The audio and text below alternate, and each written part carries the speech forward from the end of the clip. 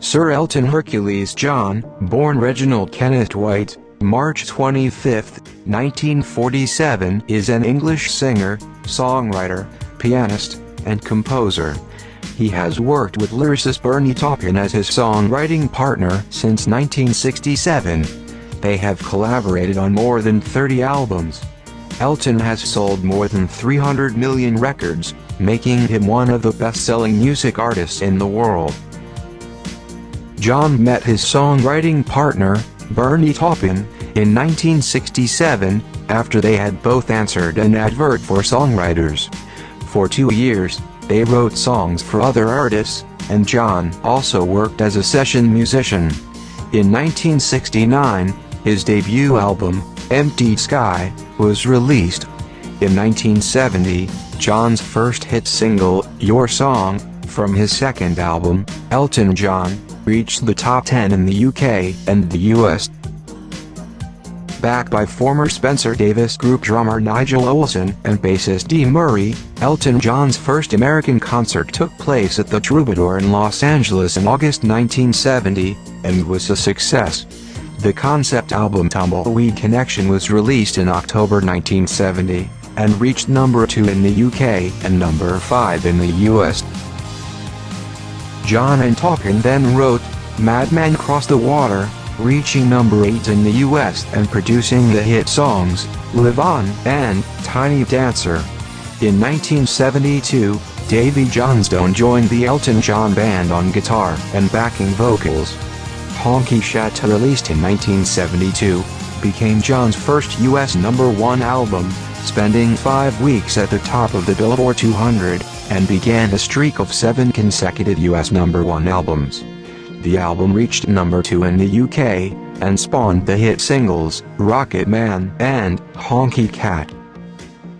The album Don't Shoot Me I'm Only the Piano Player came out at the start of 1973 and reached number 1 in the UK, the US and Australia. The album produced the hits, Crocodile Rock and Daniel.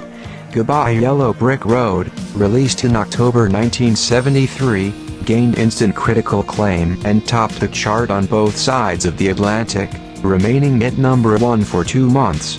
It contained the US #1, Benny and the Jets, along with other hits, Goodbye Yellow Brick Road, Candle in the Wind, Saturday Night's All Right for Fighting, and Funeral for a Friend Love Lies Bleeding.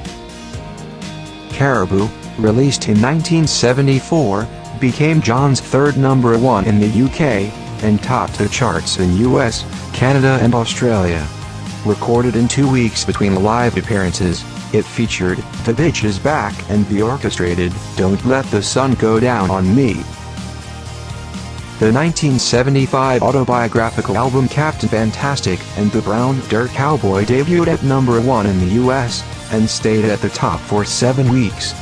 The lyrics and accompanying photo booklet are infused with a specific sense of place and time that is otherwise rare in his music. Someone Saved My Life Tonight was the hit single from this album and captured an early turning point in John's life. The album's release signaled the end of the Elton John Band, as John dismissed Olsson and Murray, 2 people who had contributed much of the band's signature sound.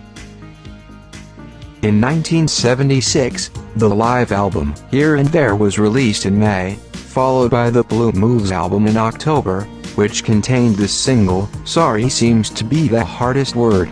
His biggest success in 1976 was Don't Go Breaking My Heart, a duet with Kiki Dee that topped a number of charts, including the UK, the US, Australia, France and Canada. In November 1977, Elton John announced he was retiring from performing. Taupin began collaborating with others. Now producing only 1 album a year, John issued a single Man in 1978, employing a new lyricist, Gary Osborne. The album produced no singles that made the top 20 in the US, but the 2 singles from the album released in the UK, Part-Time Love and Song for Guy, both made the top 20 in the UK, with the latter reaching the top 5. In 1979, accompanied by Ray Cooper, Elton John became one of the first Western artists to tour the Soviet Union, as well as one of the first in Israel.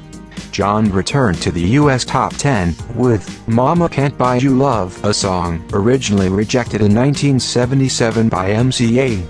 John reported that Tom Bell was the first person to give him voice lessons. Bell encouraged John to sing in a lower register. John and Taupin reunited in 1983. Too Low for Zero, released the following year, was a significant career boost, aided by his biggest hit in 4 years, Little Genie.